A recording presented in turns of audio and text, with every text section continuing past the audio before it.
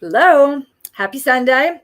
Happy Orthodox Easter Sunday, I believe it's today, to all who celebrate and to all who are still getting through Ramadan. Um, Bless you. I don't know how you do the fasting part. I can't, I would never last more than a day. Power to you. But it's that time of year. And by that time of year, I mean, it's kind of heavy. It's always heavy for me, not just because of taxes, but I was just saying to Coach Kia and a few others that on this day, yesterday, 10 years ago, I I gave birth to my son, came out of the anesthesia, turned on TV, and it was just wall to wall Boston Marathon bombing coverage. So even when it isn't Easter or Ramadan or Passover, anything else that happens around this time, I know I certainly get a little. I like to hide from the world. It's kind of a religious experience when I have to do my taxes. I don't like thinking about the year-on-year changes in the cash flows from this place. But I will say that it's not easy. Hashtag spring. I use that for a reason. If you do a Google search for that term, hashtag spring, no cutesy little like the entire phrase as is, you will see the 3 blog posts and 2 follow-ups that I have written about what exactly makes training in the spring difficult. That's why I prefer later marathons, not just as a function of where I live, but like the ones that are traditionally considered to be really fast in the fall, all are really early. These are the Revels, like in Cottonwood Canyon, Utah. The St. George's Marathon, also in Utah. The thing is, they're downhill. And they are not shaded.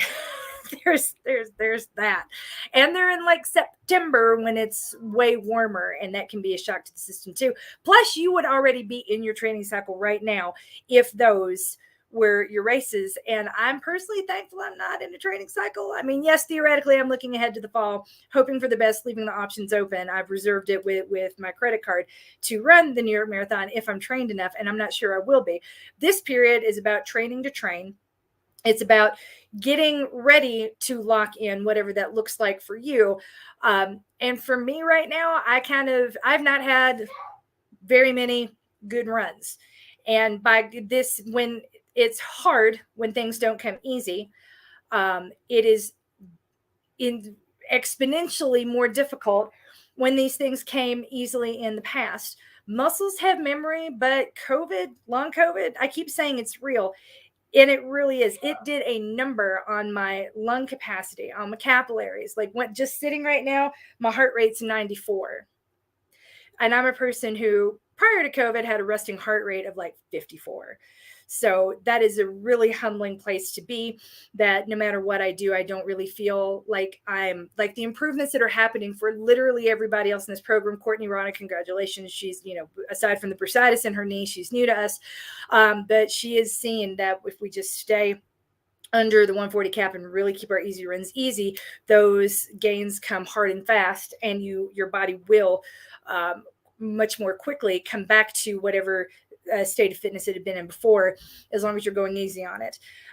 None of that has really been happening for me. So if you follow us on Instagram, you might have seen the post that Coach Nakia, who brilliantly maintains our social media, I might add, put up about my sort of return to yoga this week. I sent her a picture and was like, I might not feel strong, but I look pretty, because I was glowing, or at least I felt like a glow from the hot yoga class that I did. And when she posted it, she called it cross training. And she offered, MK, change the wording here, make it sound like you. And I did a little bit, but I didn't change the word cross training because I love Coach Nakia, and I didn't really want to get into semantics of what that word means when she says it to me, which cross training is like shenanigans when Coach Nakia does it. Because I don't know if you know this, but Coach Nakia, just anything she wants to do, she calls it cross training and justifies it, because that's just what she does. Like, what is this? 6 hours? What did you do for 6 hours? Cross training, hardcore on the floor, and my Black Girls Peloton group, and Power Zone train running, and Power Zone cycling, and I'm doing this rowing stuff too. And she just does it super shenanigans. Yeah, like, is that you, Coach Kia? I can't see, but yeah, it's when Coach Kia says I'm about to cross train, it is shenanigans personified. And I don't necessarily think that's what I'm doing. Because when we talk about cross training, we're talking about, generally speaking, it is Coach Nakia. Hi, Coach Nakia. Broadly and generally speaking, what we're doing is exactly what Coach Nakia is doing, right? It's justifying shenanigans. It's going to make my running better. It all makes me fitter. And that's kind of true, but that really wasn't where my head was at when I decided to do it. I was like, what is something I can do? I hate lifting heavy stuff. I used to like the strength that I assign because I didn't think it was hard. Now I don't even like to demonstrate it. You might have noticed there haven't been monthly videos. And number one, I'm not strong enough to demonstrate a lot of this. And I wish I was, but I'm just not. And two, I'm kind of ashamed. I don't like looking at my body doing this work. I don't like to watch myself struggle on camera. Like, that's real and that's hard. So if you're feeling that in any way, know that I'm feeling it too. Like, that is legit and justified. But what I want to say about cross training is, if you go, it is one thing to go into things trying to like have super shenanigans.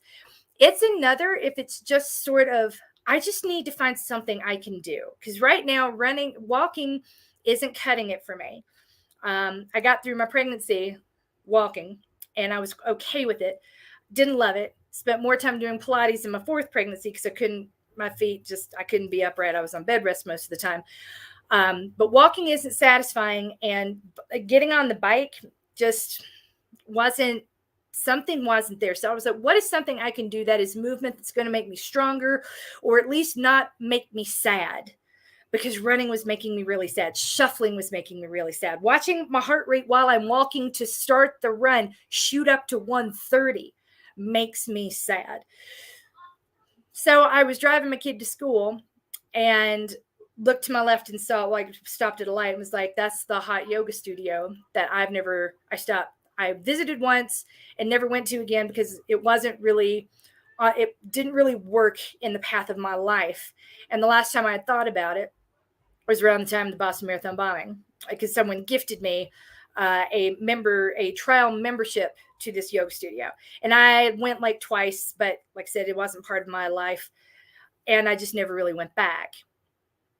So I was like, why don't I try that now? So I went in, I bought another unlimited, like 2-week package, super cheap, and then sent that photo to Nakia being like, this was probably, I think, what my body needed. And so I'm telling all of you that to tell you this. I'm not taking issue with the word cross training. I'm saying, like, we are training to train. And at this point, I don't feel like I'm cross training. I was trying to find something I could do. If I was going to justify how much of it I've been doing, I would call it cross training. But then I'd be Coach Nakia, not Coach MK. And I've been doing a lot because my daughter was like, I think I would like to try yoga with you maybe. And I'm like, well, knowing my daughter, she would hate hot yoga. So there's a yoga studio that allows kids in. That's 2 blocks from my house. And again, I went once and never went back and thought, why not? So I got a trial membership there too. And some days I've been double doing it, trying to find a class that I think she could do and an instructor I think would resonate with her so that when I take her in, it's going to work. And so without meaning to, I have become super shenanigans, and I still don't think of it as cross training. I'm trying to find something I can do, the thing that will be sustainable, the thing that doesn't make me sad, the thing that reminds me what my body can do, the thing that makes me feel good. So if all of this, if right now running or jogging or walking or getting on the Peloton isn't making you feel good, let's find something that does. I'm totally happy to talk that through you and talk you through this in office hours. That's what they're there for. You paid for them. If you can't find the Calendly link, I send it every month in the signature of the email that lets you know that the new run plan is up in the membership area of the website. Get in there and talk to me. And if none of those times work, let me know. I will create one. I can be flexible. Those are just the times I'm guaranteed to be around and available. I create my schedule around office hours.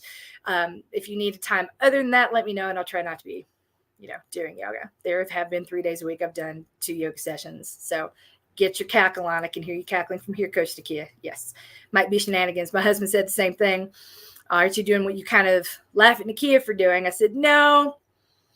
No, it's not the same. I refuse to admit that it might even be similar. I'm doing this for my daughter, kind of doing it for me. And they're two very different experiences. It's shenanigans.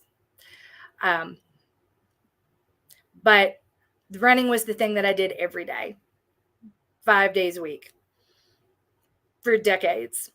And now it isn't bringing me joy. So I need to find something else I can do with that same regularity.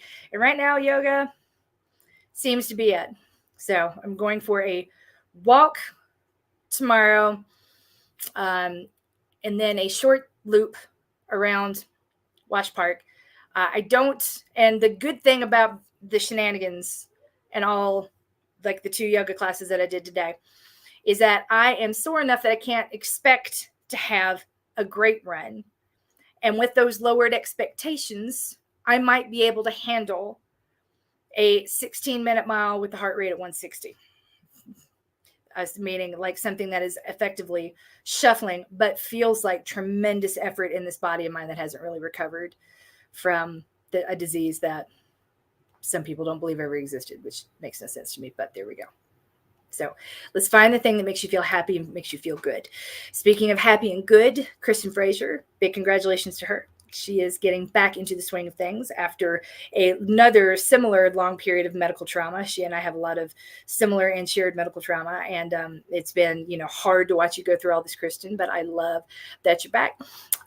Also, big sending lots and lots of love out to Sarah Seberg and her family. If you've been around fitness protection for a while, you know that Sarah Seberg is critical to our operations behind the scenes. She proofreads and spell checks things before they go out, since I make a lot of mistakes. And if you see more mistakes coming up lately, it's because her husband Dirk had a surprise stroke, and he is doing really, really well. He has moved to a recovery facility. The road back will not be short. If you would like to send something to her, she is monitoring or recording, blogging about his progress on a Caring Bridge website. If you would like to subscribe to that, you can. If you do a search for Dirk Seberg in Caring Bridge, you can find it, or ask me, I'll send it to you. If you would like to send her a little something to put towards help around the house, she has 3 children for the duration, let me know. You find me on Venmo, Mary-Catherine-Fleming. Send it to me. I will send it all directly to her. And Courtney Ronner, who again one of our new members, and one of our former babysitters, has bursitis, and she's been doing really, really well with the training coming back and not stressing her body out. Too bad this knee is not agreeing today. Hang in there, Courtney. You've been doing really amazing. So those are some of the high points that I wanted to talk about this week. And since there were no questions, just remember right now we're training to train. I don't have high hopes for, I'm going to New York one way or another. My husband and I have kind of decided that I'm going to the marathon. Whether or not I run it will be a very different thing. I won't know for a while. Right now, I'm just hoping I can get back to a place where running feels good, because you know what doesn't feel good? Running marathon that you are not ready to run or not trained for. And I know a lot of people are good at walking it. I cannot do one thing continuously for more than 5 hours without losing my mind. I'm not Coach Nakia. She is tenacious. She is amazing. She can walk outside in the woods and then row, yoga, spin, pump, Pilates. I cannot. I mean, 2 yogas and I'm like, I accomplished stuff. That was big.